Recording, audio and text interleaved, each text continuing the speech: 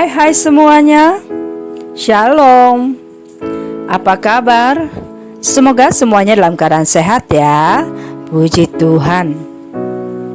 Ibu ucapkan selamat bertemu kembali di pelajaran agama Kristen kelas 12 bab 12. Nah anak-anak, sebelum kita memulai pembelajaran kita pada saat ini, mari kita datang kepada Tuhan di dalam doa. Mari kita berdoa. Bapa kami yang di sorga, tidak ada henti-hentinya kami bersyukur kepadamu ya Bapa atas kasih dan pertolongan Tuhan di dalam kehidupan kami. Tuhan telah menyertai kami dalam pembelajaran selama masa pandemi virus corona ini ya Tuhan. Kami bersyukur kami semua dalam keadaan sehat. Dan saat ini kami mau belajar pelajaran agama Kristen.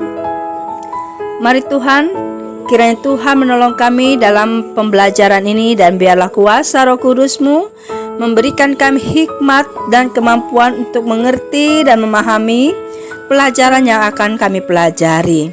Terima kasih Tuhan Yesus, kami mulai pembelajaran kami di dalam nama Yesus kami berdoa, amin. Anak-anak, pelajaran kita saat ini adalah pelajaran agama Kristen kelas 12 bab 12 yang berjudul Keadilan menurut Alkitab.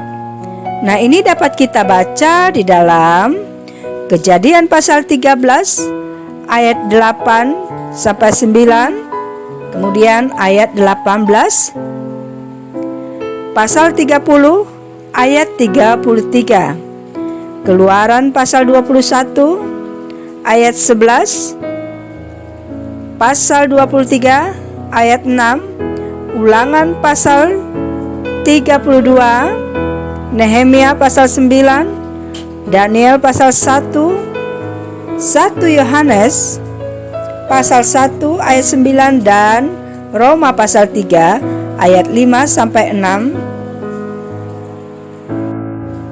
Adapun materi yang akan kita pelajari melalui bagian ini adalah yang pertama, pengertian keadilan. Yang kedua, Allah itu adil. Yang ketiga, adil versi Alkitab. Dan yang keempat, keadilan dalam kehidupan sehari-hari. Nah, baiklah, mari kita melihat. Yang pertama, pengertian keadilan. Anak-anak, adil menurut Kamus Besar Bahasa Indonesia berarti sama berat, tidak berat sebelah, tidak memihak, sepatutnya tidak sewenang-wenang, berpihak kepada yang benar, berpegang pada kebenaran. Alkitab menggunakan kata adil atau keadilan dalam banyak konteks dan peristiwa. Adil dalam konteks perangai atau tingkah laku menggunakan bahasa Ibrani misipat, artinya cara yang benar bagi seorang untuk membawa diri dan cara yang benar untuk memperlakukan orang lain. Dalam kata tersebut, keadilan berhubungan dengan hak, penghukuman, peraturan dan hukum, atau dalam konteks membuat keputusan.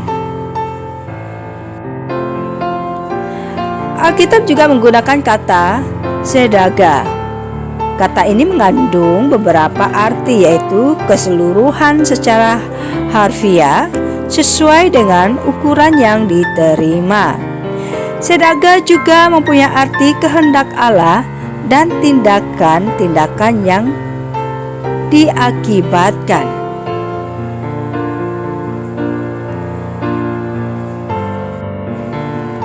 Jadi anak-anak, banyak di dalam Alkitab yang berbicara tentang keadilan. Jadi, kata adil atau keadilan berhubungan erat dengan benar, sejati, setia, kebenaran, luhur, dan jujur. Yang kedua, Allah itu adil. Adil adalah salah satu sifat Allah. Sifat-sifat Allah terdiri atas dua jenis. Yang pertama, sifat-sifat yang dapat diberikan, diteruskan, atau dikomunikasikan seperti kebenaran, keadilan, kasih, kebaikan, dan kebijaksanaan. Yang kedua, sifat-sifat yang tidak dapat diteruskan kepada manusia adalah Maha Tahu, kekal, tidak berubah, dan tidak dapat diciptakan. Nah, Allah adalah adil. Ia melakukan yang benar dan tetap setia meskipun manusia meninggalkannya. Nah, anak-anak, adil adalah salah satu sifat Allah. Allah menopang tatanan moral semesta alam, dan dalam perlakuannya terhadap umat manusia, ia bersikap benar dan tidak berdosa. Nehemia 9 ayat 33 dan Daniel pasal 9 ayat 14. Itulah sebabnya Allah dapat menghukum orang berdosa dengan maut. Roma 5 ayat 12. Allah murka terhadap dosa sebab ia mengasihi kebenaran dan ia adalah kebenaran. Roma 3 ayat 5 dan 6. Nah, anak-anak, keadilan Allah membuatnya murka terhadap segala macam bentuk kefasikan manusia seperti penyembahan berhala dalam bentuk apapun. Allah menghukum orang yang tidak percaya dan memperlakukan sesamanya dengan tidak adil. Keadilan dan kasih Allah tidak bertentangan. Ia mengasihi manusia berdosa sehingga ia mengutus anak tunggalnya ke dalam dunia demi kasihnya kepada manusia berdosa. Jadi, Allah itu adil dan konsisten terhadap hukum yang telah ditetapkannya. Yang ketiga, adil versi Alkitab. Anak-anak, dalam Perjanjian Lama, bangsa Israel dipimpin Allah untuk memutuskan sesuatu. Sebagai panduan mereka menggunakan Urim dan Tumim. Keduanya adalah batu berbentuk ceper dengan dua sisi yang sama. Satu sisi disebut Urim. Urim berasal dari kata urar yang artinya mengutuk. Jika Urim dan Tumim menunjukkan sisi ini, jawabannya adalah negatif. Sedangkan sisi yang lain disebut Tumim. Tumim berasal dari kata tamam yang artinya sempurna. Jika keduanya menunjukkan sisi ini, berarti jawabannya adalah ya. Jika Urim dan Tumim menunjukkan sisi yang berbeda, berarti Allah belum memberikan jawaban. Nah, anak-anak, ini adalah cara pengambilan keputusan yang dipercayai oleh umat Allah dan yang diterapkan untuk mengambil keputusan sulit. Keputusan ini diterima sebagai keputusan yang adil, benar, dan tanpa rekayasa. Inilah cara pengundian untuk mengambil keputusan. Urim dan Tumim diletakkan pada tutup dada jubah imam besar. Yang keempat, keadilan dalam kehidupan sehari-hari. Anak-anak, perilaku seseorang terhadap yang lain selalu diwarnai dengan perasaan senang atau tidak senang. Tindakan yang adil, benar, atau curang, berkenan di hati atau justru menyakiti hati orang lain, adil atau tidak, benar atau salah. Disinilah keadilan menjadi sangat penting saat seseorang diperlakukan secara tidak adil. Ia tidak saja dirugikan secara moral, tetapi berdampak pada banyak bagian. Nah, anak-anak tentu masih ingat tentang cerita Abraham dan Lot. Abraham tidak ingin melihat para gembalanya berebut air dengan gembala-gembala ternak milik Lot. Itu sebabnya Abraham meminta Lot untuk memilih di daerah mana ia mau tinggal. Kisah ini dapat kita baca di dalam Kejadian pasal 13 ayat 8 sampai 9. Nah, Abraham bersikap terbuka dan adil sehingga dapat memecahkan masalah di antara mereka. Namun sebaliknya, ketidakadilan atau kecurangan akan membawa korban, karena tidak adil dalam mengasihi anak-anaknya. Ishak dan Ribka harus mengalami kepedihan di masa tuanya. Esau hendak membunuh adiknya Yakub dan Yakub pun harus melarikan diri sehingga terpisah dari keluarganya.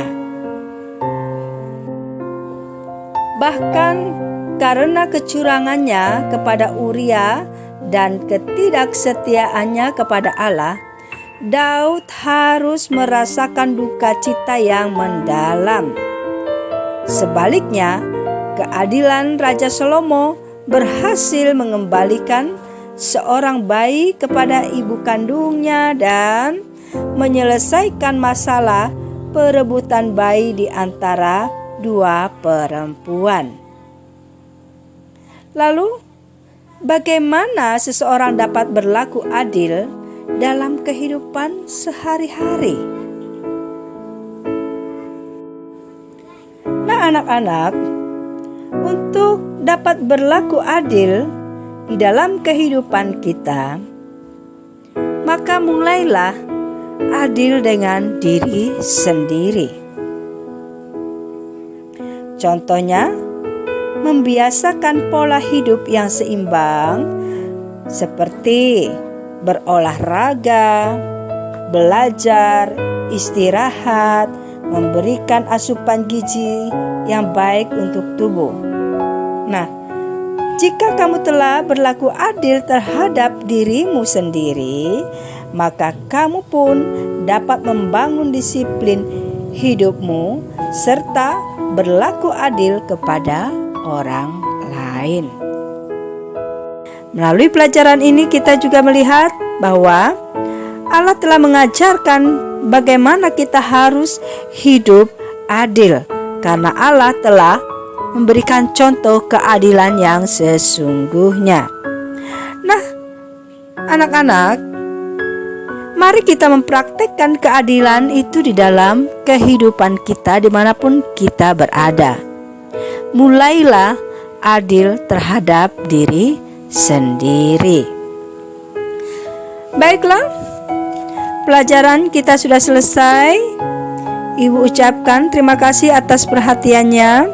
Dan sebelum kita mengakhiri pembelajaran kita pada saat ini, mari kita berdoa. Bapa Surgawi, kami bersyukur dan berterima kasih atas penyertaan-Mu dalam pembelajaran kami pada hari ini. Tuhan, Melalui kebenaran firman-Mu kami dapat mengerti dan memahami bagaimana kami harus bersikap dalam kami menjalani hidup kami ya Tuhan. Firman-Mu mengajarkan kami untuk tetap menyatakan kebenaran sesuai dengan firman-Mu. Oleh sebab itu, biarlah kuasa Roh Kudus-Mu memampukan kami untuk menyatakan kebenaran dan keadilan di dalam kehidupan kami. Terima kasih Tuhan, kami akhiri pembelajaran kami saat ini. Di dalam nama Tuhan Yesus kami sudah berdoa, amin. Baiklah, pembelajaran kita saat ini sudah selesai. Ibu ucapkan terima kasih. Tuhan Yesus memberkati. Tetap semangat, sampai bertemu di waktu yang akan datang. Shalom.